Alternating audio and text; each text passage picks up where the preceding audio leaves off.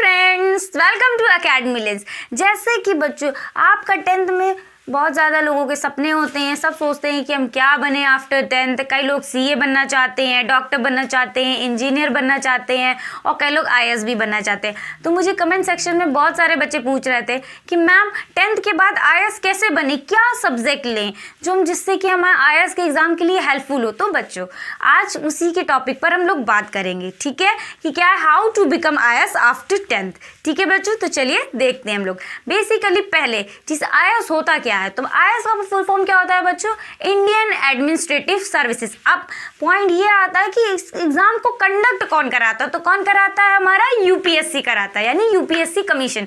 UPSC कौन है? यानी कि यूनियन पब्लिक सर्विस कमीशन। ठीक है, नेशनल लेवल कमीशन है, यानी सेंट्रल लेवल कमीशन। ये बहुत सारे एग्जाम्स को कराता है, आपका एनडीए के एग्जाम्स को कराता है, सीडीएस के एग्जाम्स को कराता है।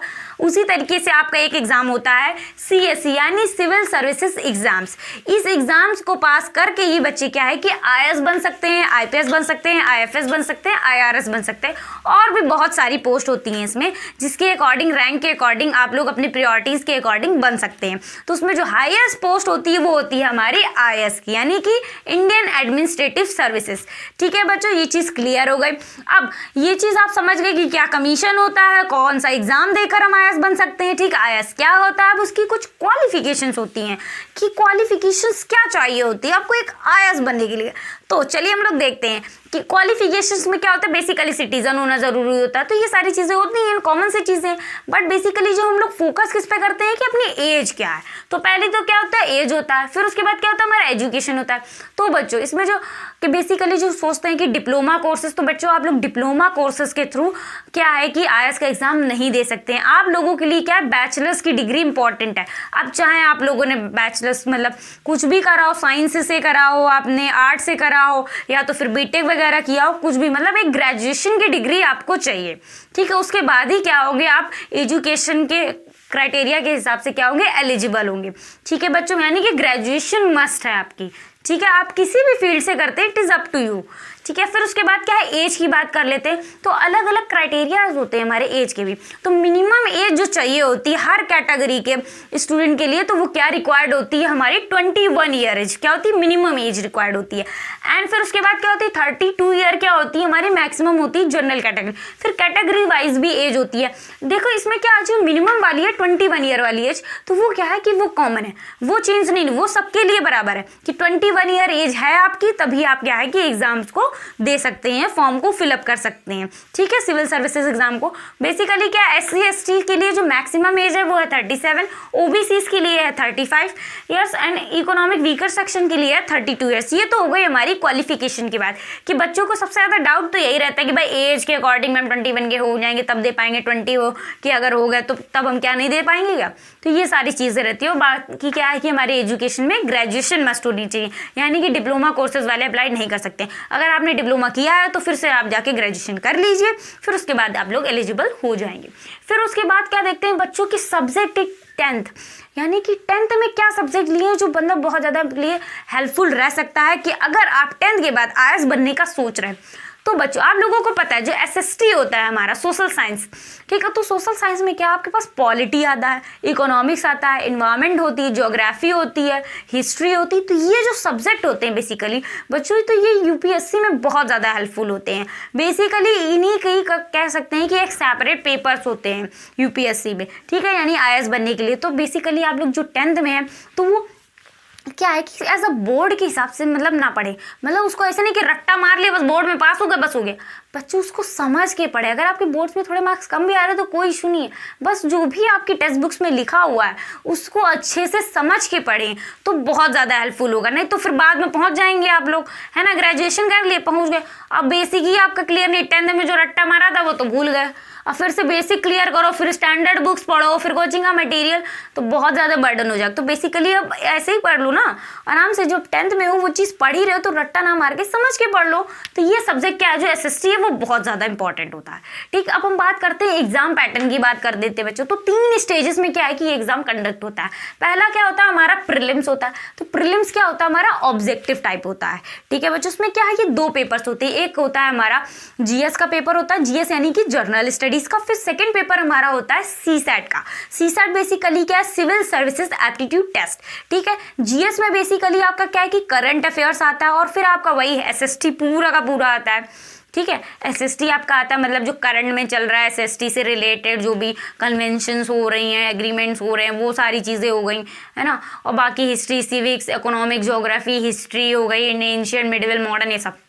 तो ये सारी चीज़ें किस में कवर हो जाती है, हमारे प्रीलिम्स में हो जाती है, ठीक है बच्चों। तो क्वालिफिकेशन के लिए आप लोग समझ गए कि क्वालिफिकेशन क्या चाहिए होती है। फिर उसी तरीके क्या है कि सीसैट आप मेंस के एग्जाम होता है, फिर उसके बाद होता है हमारा थर्ड स्टेज। लेकिन मेंस के एग्जाम में आप जब तक नहीं पहुंच पाएंगे, जब तक आपने प्रीलिम्स क्लियर नहीं किया होगा।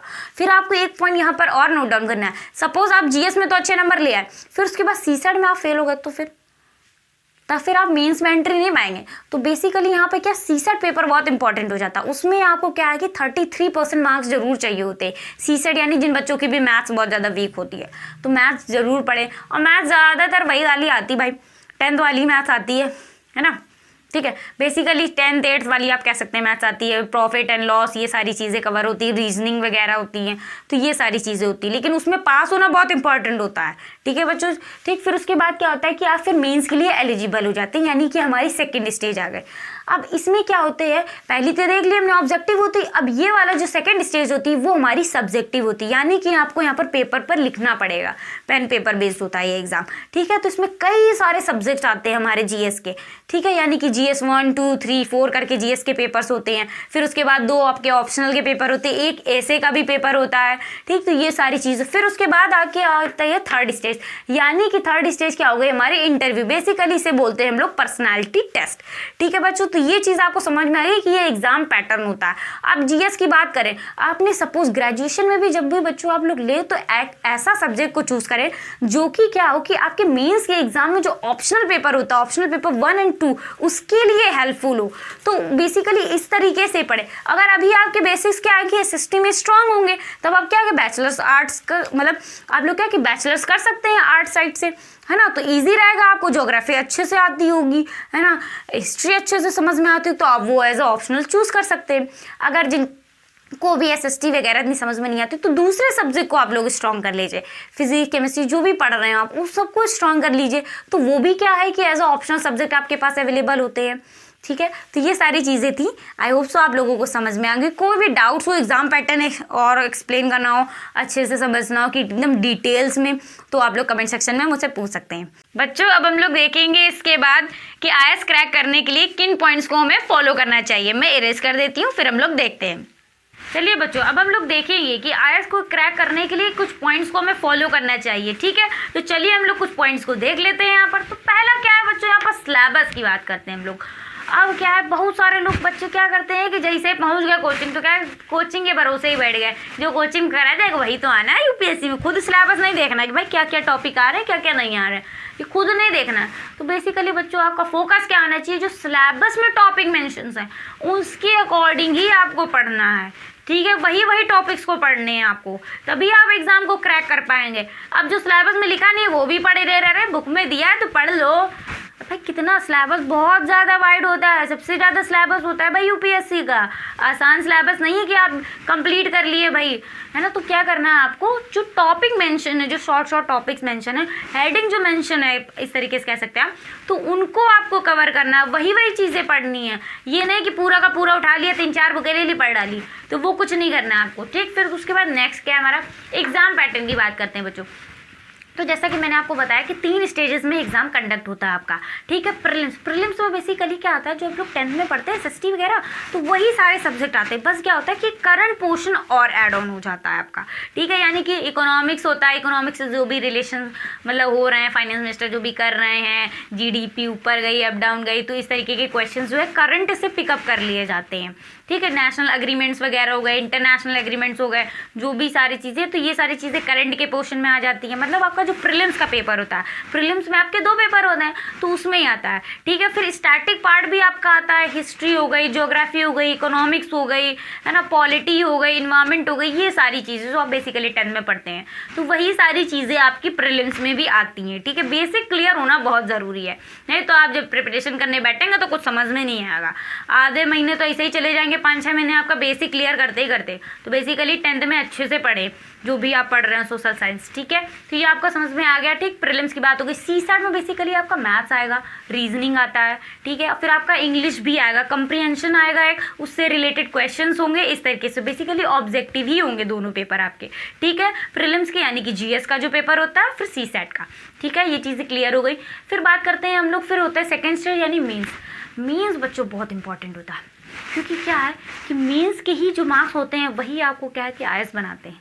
मेंस और इंटरव्यू, इन्हीं दोनों से क्या होती है आपकी मेरिट लिस्ट जारी की जाती है, ठीक है। तो बेसिकली मेंस में क्या होता है, हमारे सारे के सारे पेपर सब्जेक्टिव होते हैं। एक ऐसे का पेपर होता है आपका, GS के 4 पेपर होते हैं यानी जर्नल स्टडीज़ के, ठीक है। GS 1, 2, 3 and 4। फोर्थ पेपर होता है आपका एथिक्स, इंटीग्रिटी एंड एप्टीट्यूड का होता है, ठीक है। फर्स्ट पेपर जो आपका होता है वो हिस्ट्री से रिलेटेड होता है, आपका हिस्ट्री, इंडियन सोसाइटी, ये सारे टॉपिक्स आते हैं आपका।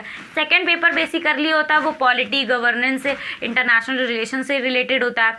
तो फिर आपका थर्ड पेपर आता है GS का, तो वो बेसिकली इकोनॉमिक्स से रिलेटेड होता है, आपका इन्वायरमेंट सेक्शन उसमें आ जाता है।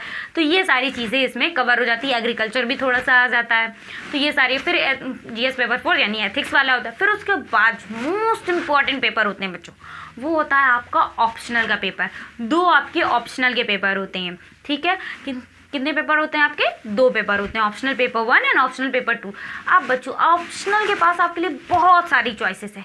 आप जो भी सब्जेक्ट ग्रेजुएशन में अच्छे से पढ़ा हो, ठीक है, जो भी आपने 10th में अच्छे से SST वगैरह पढ़ी हो, तो आप वो सब्जेक्ट भी ले सकते हैं। जैसे कि हिस्ट्री, ज्योग्राफी, इकोनॉमिक्स, ये सारे ऑप्शनल प्रोवाइड करता है हमारा कमीशन। कोई भी आप एक सब्जेक्ट चूज़ कर सकते हैं, उसी सब्जेक्ट के आपके 2 पेपर कराए जाएंगे, ठीक है बच्चों। फिर अगर किसी बच्चों को नहीं यार ये तो समझ ही नहीं है, ग्रेजुएशन भी ऐसे ही कर ली, अब कोई लैंग्वेज का पेपर, तो इसमें क्या है बच्चों आपका लिटरेचर्स भी आ जाती हैं, ठीक है। कोई डिफरेंट स्टेट से, किसी को मराठी आती है, किसी को गुजराती आती है।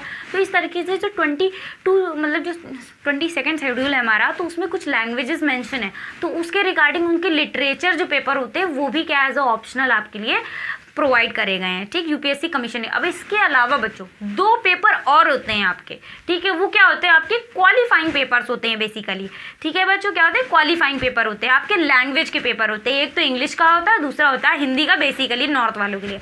और हिंदी के अलावा बहुत सारी लैंग्वेजेस होती हैं जिसमें भी आप पर्टिकुलर कंफर्टेबल हैं, आप वो लैंग्वेज चूज़ कर सकते हैं। बट आपको एक तो मतलब कॉमन लैंग्वेज चूज़ करनी ही पड़ेगी, ठीक है। तो बेसिकली 2 लैंग्वेज के पेपर होते हैं, 2 नहीं, यानी कि हिंदी है तो हिंदी में पूरा लैंग्वेज का पेपर आएगा, ऐसे वगैरह आएगा, ये सारी चीज़ें हो गई। इसी तरीके आपका इंग्लिश में होगा, ठीक है। तो ये चीज़ क्लियर हो गई। फिर उसके बाद आता है आपका पर्सनालिटी टेस्ट, ठीक है। जब आपने ये मतलब सेकेंड स्टेज क्लियर कर ली, फिर उसके बाद आता है आपका पर्सनालिटी टेस्ट, ठीक है, यानी interview, the most important stage, ठीक। अब इन दोनों के मार्क्स क्या होंगे? ऐड ऑन होकर आपकी मेरिट डिसाइड होती है, ठीक बच्चों। ये चीज़ें क्लियर हो गई यहाँ आपको। अब बात करते हैं हम लोग बुक्स की। भाई बहुत ज़्यादा लोग बुक्स लेके रख लेते हैं, ये भी ले लो राइटर की, वो भी ले लो राइटर की, कोचिंग के भी जो बुक कोचिंग निकाली हो या मटेरियल दे रहा है वो भी ले लो, ठीक। तो ये नहीं करना है आपको, सिंपली किसी भी स्टिक टू द कि नहीं, एक बुक पर, एक मटेरियल पर स्टिक करके रहिए आप लोग, है ना, उसी पर रुक के रहिए कि बस एक ही चीज़ हमें करनी है, एक टॉपिक के लिए एक बुक बहुत है। भाई ज़्यादा लिखने को नहीं आता, 250 वर्ड्स में ही आंसर लिखना होता है ना। तो फिर हर एक वर्ड एक टॉपिक के लिए, एक आंसर के लिए तुम लोग इतनी बुक काहे ले लेते हो भाई? इतनी सारी, एक तो इतनी मोटी बुक्स तो वैसे भी रहती हैं, और ऊपर से 3-4 राइटर के ले लेते हो। तो बेटर है ना कि रिसोर्सेज को अपने लिमिटेड रखो, ठीक है। ज़्यादा मतलब वाही में ना भागो कि नहीं इस कोचिंग का बहुत अच्छा मटेरियल है, इसका सुना था, इसका ले लेते हैं, नहीं इसका भी बहुत अच्छा है, इसका भी ले लो, और जिसमें पढ़ रहे हैं उसका भी ले लो। तो ऐसा नहीं करना है आपको, रिसोर्सेज को एकदम लिमिटेड रखना है, ठीक है। जो टॉपिक मेंशन है सिलेबस में उसके अकॉर्डिंग ही बुक को प्रेफर करें आप लोग, ठीक है। तो आप लोग टॉपर्स के वीडियोस देख सकते हैं जिसमें कि उन्होंने बताया हुआ है कि कौन सी स्टैंडर्ड बुक्स आपको फॉलो करनी है। बेसिकली भाई यार NCERT ज़रूर फॉलो करनी होती है, ये दिमाग में रख लो, ठीक है। बिना NCERT पढ़े कुछ नहीं होना है, स्टैंडर्ड बुक समझ में भी नहीं आनी है, ठीक है। तो बेसिकली बेसिक बुक्स क्या होती हैं आपकी? NCERT होती है 6 to 12, ठीक है। सारी ह्यूमैनिटीज़ की होती बेसिकली, यही हिस्ट्री, सिविक्स, इकोनॉमिक, ज्योग्राफी, ये वाली NCERTs, ठीक है। ये चीज़ क्लियर हो गई। फिर उसके बाद आता है हमारा कट ऑफ। तो बच्चों कट ऑफ जो होता है वो हमारा टोटल जो होता है बेटी, मतलब जितना भी आपका मेंस का प्लस जो इंटरव्यू होता है, पर्सनालिटी टेस्ट, इन दोनों स्टेजेस का जो मिलाकर कट ऑफ होता है वो बेसिकली 50% के अराउंड जाता है, ठीक है। इतना 50% के अराउंड जाता है, ठीक है, इससे ज़्यादा नहीं जाता है बेसिकली, है ना। तो उसमें आप लोगों को डरने की ज़रूरत नहीं है, अच्छे से पढ़ें। बट बेसिकली आज तक कभी भी इससे ज़्यादा तो नहीं गया, 50% के अराउंड ही गया है ना। तो ये चीज़ समझ में आ गई बच्चों, आप लोगों को क्लियर हो गया। फिर उसके बाद स्ट्रैटेजी स्ट्रैटेजी की बात करते हैं कि क्या स्ट्रैटेजी हमें फॉलो करनी चाहिए कि नहीं भाई हम लोग बन जाएं, है ना, आईएएस को क्रैक कर ले, आईएएस बन जाए।